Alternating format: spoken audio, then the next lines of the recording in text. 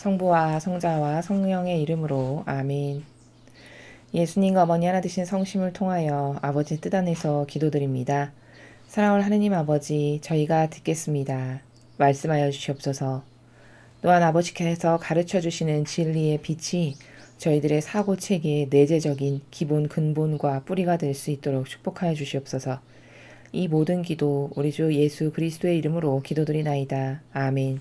성부와 성자와 성령의 이름으로 아멘. 안녕하십니까? 하느님의 뜻 성교의 피아수녀입니다.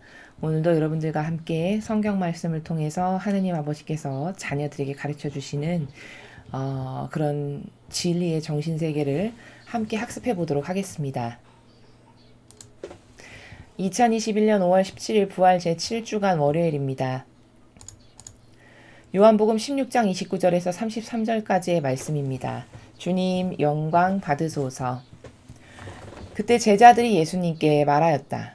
이제는 드러내놓고 이야기하시고 비유는 말씀하지 않으시는군요. 저희는 스승님께서 모든 것을 아시고 또 누가 스승님께 물을 필요도 없다는 것을 이제 알았습니다. 이로써 저희는 스승님께서 하느님에게서 나오셨다는 것을 믿습니다. 예수님께서 그들에게 대답하셨다. 이제는 너희가 믿느냐? 그러나 너희가 나를 혼자 버려두고 저마다 제 갈 곳으로 흩어질 때가 온다. 아니 이미 왔다. 그러나 나는 혼자가 아니다. 아버지께서 나와 함께 계시다. 내가 너희에게 이 말을 한 이유는 너희가 내 안에서 평화를 얻게 하려는 것이다. 너희는 세상에서 고난을 겪을 것이다. 그러나 용기를 내어라. 내가 세상을 이겼다. 주님의 말씀입니다. 그리스도님 찬미합니다. 우리가 어떤 성경 구절을 인용할 때 내가 세상을 이겼다. 이 구절을 인용하시는 걸 여러분 많이 보셨을 겁니다. 자, 근데 내가 세상을 이겼다라는 그 본질의 진짜 의미를 알고 쓰는가? 그렇지 않은 경우가 많을 것이라는 생각이 듭니다. 왜? 진짜 세상을 이겼다면 세상을 이긴 자로서의 삶을 사실적으로 살아가야 되는 것이거든요. 근데 사실적으로 세상을 이긴 사람으로서의 삶을 살지 않으면서 내가 세상을 이겼다 이렇게 말을 한다면 그것은 이 말씀 안에 들어있는 본질의 나라의 정신세계가 무엇인지를 잘 모르고 쓰거나 아니면은 아직 깨닫지를 못하였거나 뭐 이런 단계라고 볼 수 있는 겁니다. 사실 세상을 이겼다라는 예수님께서 하신 저 말씀 안에 있는 의미는 우리 모두가 저렇게 세상을 이긴 사람이 돼야 하는 것이고 본질적으로 우리가 한평생의 삶에서 도전하는 것은 세상을 이긴 자가 되는 것이 신앙인의 목적이고 목표라 할 것입니다. 모든 사람은 다 꿈이 있죠. 뭔가 갈망하는 게 있고 일평생 도전하고자 하는 목적이 있고 뭔가 추구하고자 하는 것들이 다 사람마다 있습니다. 자, 그런데 그 추구하고자 하는 것이 과연 정말 가치롭고 도전할 만한 것이며 내가 한평생 그것을 추구하다 지금 당장 죽어도 후회나 미련이 없는가? 그런 목표를 세워놓고 그런 것에 대한 도전을 하는가에 대해서 스스로 반문해 보는 사람은 많지 않을 겁니다. 오늘 사실 우리는 이 복음을 통해서 무엇을 발견할 수 있냐면 하느님 일꾼의 삶은 참 고된 고난의 연속이라는 사실입니다. 이 복음을 보면서 예수님의 그 한평생의 삶이 정말 본질적으로는 영혼의 관점에서 보셨을 때는 정말 승리하고 멋진 삶이시고 이 삶보다 더 아름답고 고결한 삶은 없다라고 따라가고 싶은 정말 이런 삶의 열매를 맺고 이런 삶으로서 살다가 죽는 것이 소원이라고 당당히 말할 수 있겠으나 그 열매를 맺기까지의 예수님의 인성께서 당하신 수많은 고통과 모욕과 핍박과 박해와 멸시와 게다가 아무도 믿어주지 않는 이런 그 인성의 쓰디쓴 고통을 보면 참 예수님이 안 되셨다. 정말 마음이 아프고 가련하시다. 이런 생각이 절로 듭니다. 원래 하느님의 일꾼이라는 것은, 하느님의 일꾼이 된다는 것은, 그 일꾼으로서의 한평생의 삶을 살아간다는 것은 그런 인성적으로, 육적으로 봤을 때는 정말 고통스럽고 가련하기 짝이었고 심지어 불쌍하고 이런 삶인 것이 맞습니다. 왜냐하면 고통을 사랑하는 삶을 살기로 자원한 사람이기 때문에 아버지께서 그런 고통을 허락하시는 것이고, 또 사실은 그런 고통을 뛰어넘을 때만이 아버지의 영광을 드러낼 수 있는 것이고, 그런 영혼에게만이 아버지께서 역사하실 수 있고 함께 일하실 수 있기 때문입니다. 이런 다양한 관점이 있는데, 자, 오늘 예수님께서는 지금 제자들에게 말씀을 하시죠. 근데 제자들이 이제 예수님의 이런 다양한 말씀들을 들으시고는 이렇게 이야기를 해요. 이제는 드러내놓고 이야기하시고 비유는 말씀하지 않으시는군요. 지금까지 제자들에게 또 군중들에게 예수님께서는 번번이 비유로 말씀을 하셨죠. 뭐 씨 뿌리는 사람의 비유, 뭐 무슨 비유, 다 밀과 가라지의 비유, 다 비유, 거의 비유로 말씀을 하셨어요. 근데 이제 거의 비유로 말씀하시지 않고 직설화법으로 말씀을 하시는 것을 제자들이 알게 된 거죠. 저희는 스승님께서 모든 것을 아시고 또 누가 스승님께 물을 필요도 없다는 것을 이제 알았습니다. 이로써 저희는 스승님께서 하느님께서 나오셨다는 것을 믿습니다.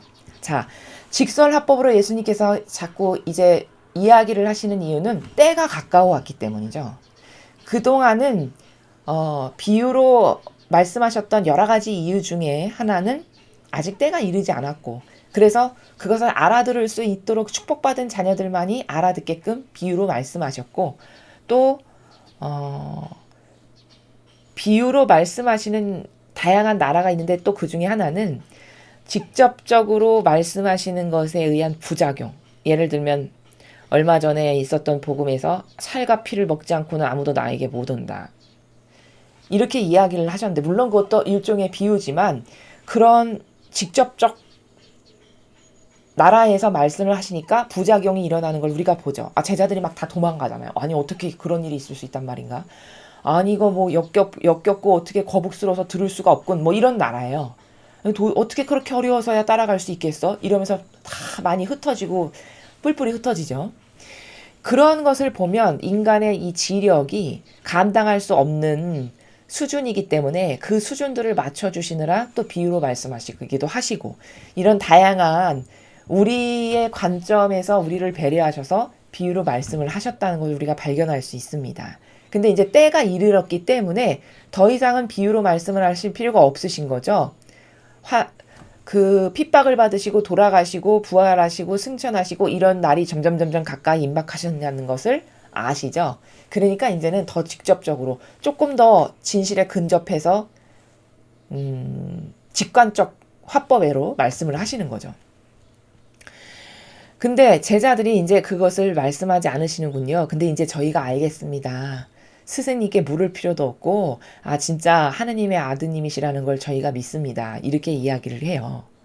근데 우리가 여기서 발견할 수 있는 게 뭐냐면, 인간이 얼마나 무지하고도 그리고 진짜 하느님 앞에 비루한 존재인가를 깨달아야 된다는 것이 여기 제자들을 통해서 우리를 반추할 수 있는데, 이제 예수님께서 돌아가셔서 거의 끝나가실 때가 되자, 즉 이제 하산하실 때 되니까 이제서야 저는 이제 알겠습니다. 저는 이제 스승님을 믿습니다.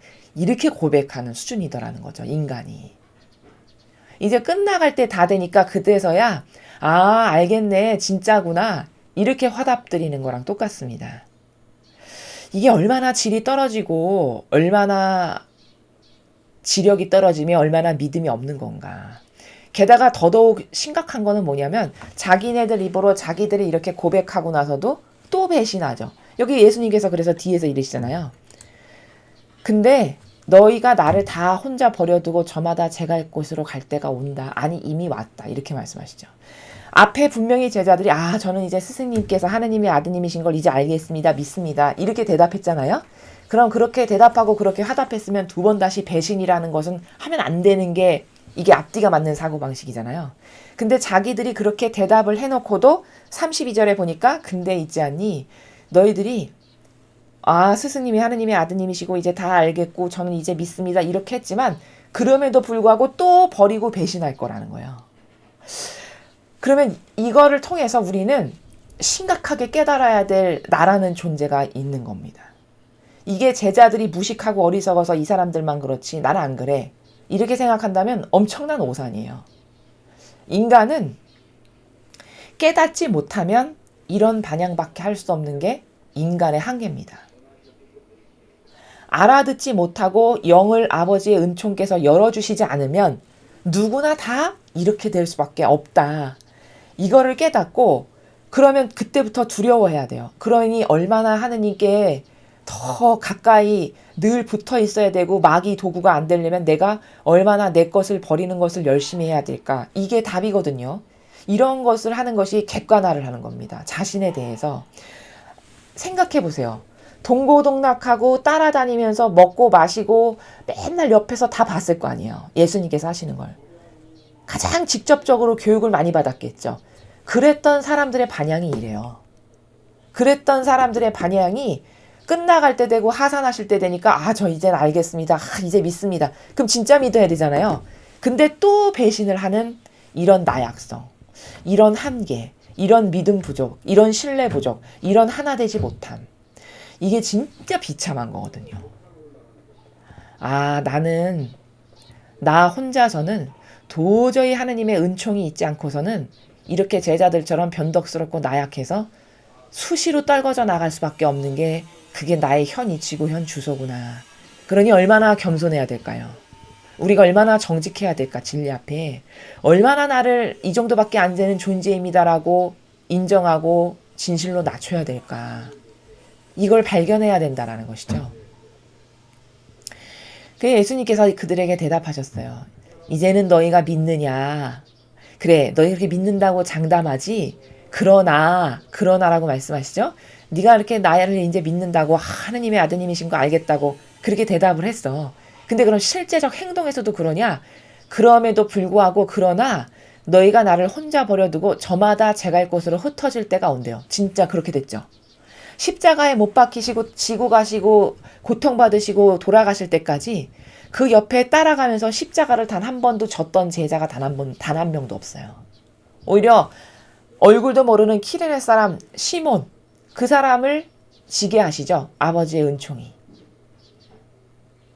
남이 졌지 동고동락했던 제자 중에 단 한 명도 예수님을 혼자 버려두고 갈 수가 없어서 차마 양심에 그래서 가까이 있다가 나도 지겠소 나도 주시오 이랬던 사람 하나가 없잖아요. 다 버려두고 뿔뿔이 제각각 흩어졌다는 거죠. 아니 이미 왔다. 왜 이미 왔다고 말씀하실까? 이제 그 병사들이 와서 잡아갈 때가 임박한 걸 아시는 거죠. 이미 왔다. 그러나 난 혼자가 아니다. 아버지께서 나와 함께 계시다. 이 구절이 마음이 아픈 거예요. 그래, 너희가 나를 버리고 다 뿔뿔이 흩어지고 다 없어질 거야. 두려움에 떨면서 너희에게 손해가 있을까 봐.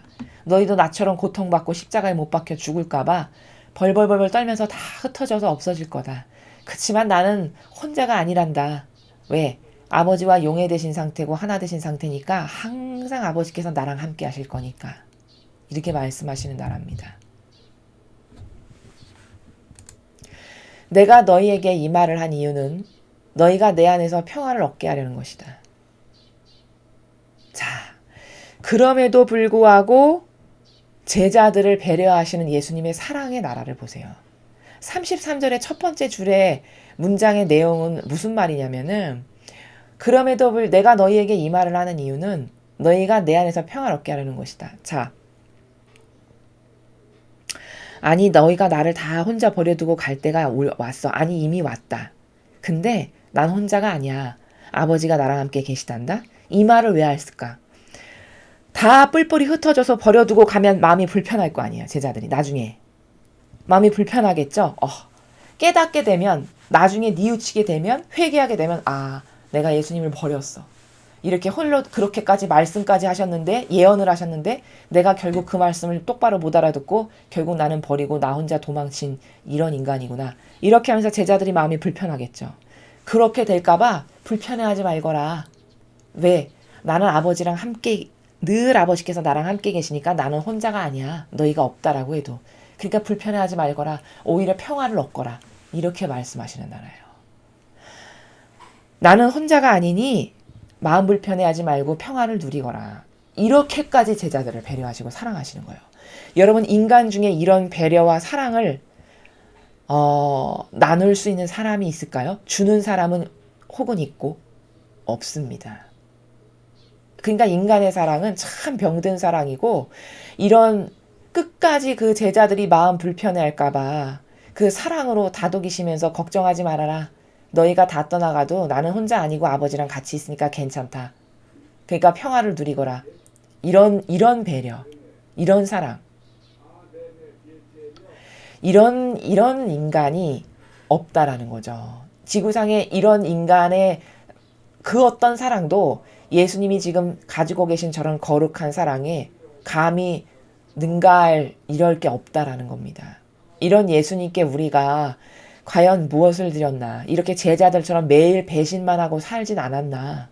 지금까지 과연 내가 이런 예수님에게 해드린 건 도대체 뭔가? 우리가 아주 어, 심각하게 고민하고 발견하고 회개하고 뉘우치고 이런 것을 해야 된다는 것이죠. 너희는 세상에서 고난을 겪을 것이다. 그러나 용기를 내어라. 내가 세상을 이겼다. 자, 얘들아. 앞으로 이제 너희가 세상에서 고난을 겪을 거란다. 사명을 수행하면 고난이 따를 수밖에 없죠. 아버지의 일을 진짜 똑바로 수행한다면 예수님께서 가신 길을 따라갈 수밖에 없기 때문에 고난과 핍박과 모욕과 치욕이 올 수밖에 없다는 거예요. 그렇지만 용기를 내거라. 그렇다고 해서 네가 비겁하게 타협하거나 협력하거나 뭘 포기해서 물러서거나 이런 걸 하면 안 된다. 용기를 내라. 왜? 내가 세상을 이겼으니까. 자, 내가 세상을 이겼다라고 마지막에 말씀하신 건 왜냐? 얘들아, 내가 세상을 이겼지. 내가 이 마귀 세력과 절대 타협하지 않았고 내 인성을 꺾어서 나를 절대 돌보지 않았고 그래서 결국은 끝끝내 사명을 완벽하게 완수했지. 이게 세상을 이긴 거예요. 내가 그렇게 세상을 이겼잖니. 아버지의 뜻을 완벽하게 이루었잖니. 그러니까 너희도 나랑 하나 된 사람들이니까 너희도 결국 세상을 이기게 될 거고 사명을 완수하게 될 거고 악을 물리치게 될 거다. 나랑 하나만 된다면. 그러니까 걱정하지 말아라. 용기를 내라. 이렇게 말씀하시는 나라입니다. 자, 제가 누누이 말씀을 다른 강의에서도 좀 드렸는데 보통 우리가 하느님의 일을 한다 하면 순풍에 돛단 듯이 편안하고 안락하고, 그러니까 은총받았다 하면 보통 사람들이 가지고 있는 사고방식이 뭐냐면 아주 행복하고 기쁘고 거기에 근심 걱정이란 없고 평화와 기쁨과 행복과 노래만 흘러넘치고, 보통 은총받았다 하면 이게 다예요. 사람들이 생각하기에. 근데 이 세상에서 가장 많은 은총을 받으신 분이 누구신가를 보니까 예수님과 어머니시거든요. 두 분을 능가하는 은총을 받은 인간은 없어요. 아니, 두 분이 받으신 은총에 감히 범접할 인간도 없고. 그럼 가장 많은 은총을 받은 예수님과 어머니께서 어떻게 사셨는가 유심히 보니까 온통 고통으로 점철된 삶을 사셨어요. 시작부터 마침까지. 예수님은 어느 정도셨냐? 태어나셨는데 잉태되신 순간부터가 고통이에요. 왜냐? 깜깜한 칠흑같이 어두운 태중에서 게다가 비좁아가지고 갑갑함을 느끼면서 그때부터도 배상과 보석을 하세요. 이게 잉태된 순간부터 고통과 배상과 보석이 시작된 거거든요. 어머니를 보니까 3살 때 자원해서 성전에 봉헌해서 들어가세요. 그 편안하고 안락한 삶인가요? 성전에 봉헌해서 자원해서 들어가는 게? 결코 그렇지 않죠. 3살짜리 아기가 남의 손에서 부모를 떠나서 그 사는 게 얼마나 고통이고 어려움이고 힘듦의 연속이었겠습니까? 그걸 자원하셨다는 거죠, 문제는.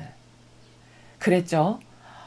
그 귀한 아들 그리스도요 메시아라고까지 수태고지를 받으셨던 그 메시아를 세상의 왕이신데 어디 하나 그 악이 나을 데가 없어가지고 사람은 쳐다도 거들떠도 안 보는 마구간 냄새에 풀풀 나는 말이 밥 먹는 그 말통에다가 밥 먹는 통에다가 그 왕이라고 하시는 아기를 낳으셨을 때 어머니의 마음이 어떠셨을까를 한번 생각해 보세요. 참담하기 이르지 없었겠죠. 아마 마음이 갈갈이 찢어졌을 겁니다. 게다가 그 고통이 그때만 끝났냐? 추운데 덮을 마땅한 포대기 하나가 없어요. 아기를 따뜻하게 온기를 나눠줄 변변한 것 하나가 없습니다. 그리고 낳으시고도 편안했냐? 도망 다니시고 그 헤로데의 그 간악한 핍박으로부터 도망가서 숨어 계셨어야 했고, 오셔서도 편안하셨냐? 그냥 가난한 삶 가운데에서 어렵게 사셨고, 그럼 아드님이 장성해서 편안하셨냐? 또 사명을 수행하시러 그렇게 귀한 아들, 어여쁜 아들을 낳아서 기르셨는데, 또 남으로부터 입방아에 오르내리면서 온갖 친척이며 사촌들은 자식으로 턱에 길렀길래 자식이 저렇게 이상한 짓을 하고 다니는데 어미가 돼서 가만히 있냐고, 이런 말을 다 감수하셔야 했어요. 일평생이 고통이고 희생이셨습니다. 게다가 이 지구상의 어떤 부모도 자식을 먼저 죽으면 마음에 묻는다고 하시죠. 그럼 역겨운 죄인인 인간도 그럴진데 어머니의 마음이 어떠셨을까를 생각해 보세요. 그 눈에 넣어도 아프지 않은, 인간도 고슴도 치는 자기 새끼는 예쁘다고 하잖아요. 그럼 역겨운 인간도 그런데 메시아이시고 그리스도고 왕 중의 왕이신 아드님이 어머니가 보시는 앞에서 처절하게 갈기갈기 찢겨지시면서 돌아가시는 것을 목격한다라고 생각해 보십시오. 그게 어떤 고통일까? 아마 이렇게 심장을 도려내고 미어지는, 갈기갈기 찢어지는 이런 고통이시지 않았을까, 이런 생각이 듭니다. 그런데 그런 삶을 사신 두 분이 가장 많은 은총을 받으신 분이에요. 그럼 인간의 사고방식은 정말 잘못된 게 많죠. 은총 가장 많이 받은 분이 보니까 가장 많은 치욕과 모욕과 희생과 고통을 자원하셨던 분들이라는 거죠. 하느님의 일꾼의 삶도 똑같다는 겁니다. 만약에 누군가가 저는 하느님의 일꾼으로 한번 살아보겠습니다 해서 자원해서 그런 자원한 봉사자가 됐어요. 근데 맨날 등 따시고 배부르고 호해호식하면서 고통이라고는 요만큼도 없는 삶을 산다. 그건 진짜 잘못된 겁니다. 그건 예수님이나 어머니의 삶과는 완전히 다른 거기 때문에 벌써 그것부터가 잘못된 거예요. 왜? 자원했을 때는 어떤 목적으로 자원을 한 거죠? 저도 예수님과 어머니를 닮은 그 삶을 살고 그런 삶을 살아서 아버지의 영광을 드러내는, 저도 그런 좀 가치롭고 의미 있는, 세상의 모든 가치와 의미 중에 가장 버금가는 이런 고상하고 아름답고 고결하고 절대성이 넘치는 이런 가치를 한번 추구해 보겠습니다 해서 자원한 거잖아요. 근데 그 자원한 분하고는 너무너무 달라요. 삶의 방식이나 목적성이나 의지나 모든 면에서 맺는 열매나. 그럼 이거를 보고도 잘못됐다라는 것을 못 느낀다라는 것은 이건 심각한 거죠. 사고방식이 완전히 병들었거나 암이 걸릴 정도로, 아니면은 알고도 그렇게 살 사람은 없을 거라고 생각합니다. 왜? 그렇게 살면 지옥 간다라고 성경에 다 나와 있으니까요. 모르니까 그렇게 사는 거겠죠. 자, 그래서 만고의 진리의 공통적 원리가 뭐냐? 고통 없이는 영광이 있을 수 없다는 겁니다. 희생 없이 절대 받을 상급이란 존재할 수 없는 겁니다. 고통과 희생을 사랑하지 않으면, 그래서 천상에 가서 자신이 받을 그 어떤 상급도 열매도 없다라는 이 진리를 철저히 깨달아서 나에게 어떤 고통이나 희생해야 될 거리가 생길 때마다 기쁘게, 아주 감사하게, 나도 천상에 어떤 열매를 맺을 수 있는 기회를 지금 아버지께서 주시는구나. 하나님 감사합니다. 자원하지는 못할 망정 저에게 주신 이 은총 허무하게 버리지 않고 제가 잘 받아들이고 수용해서 아버지께 기쁨을 드리도록 하겠습니다. 이 마음과 이 정신의 나라에서 여러분들께서 일상생활에서 다가오는 그런 어떤 많은 고통과 희생들을 그렇게 묵묵히 꿋꿋하게 아버지를 사랑하는 마음으로, 예수님과 어머니께서는 이것보다 더한 것도 하셨지, 그것이 정직이죠. 그 마음의 나라에서 여러분께서 받아들이고 수행하신다면은 정말 아버지께서 사랑하시는 그런 자녀들이 될 것이라고 제가 확신합니다. 이상으로 2021년 5월 17일 부활 제7주간 월요일 복음 해설을 마치겠습니다. 감사합니다.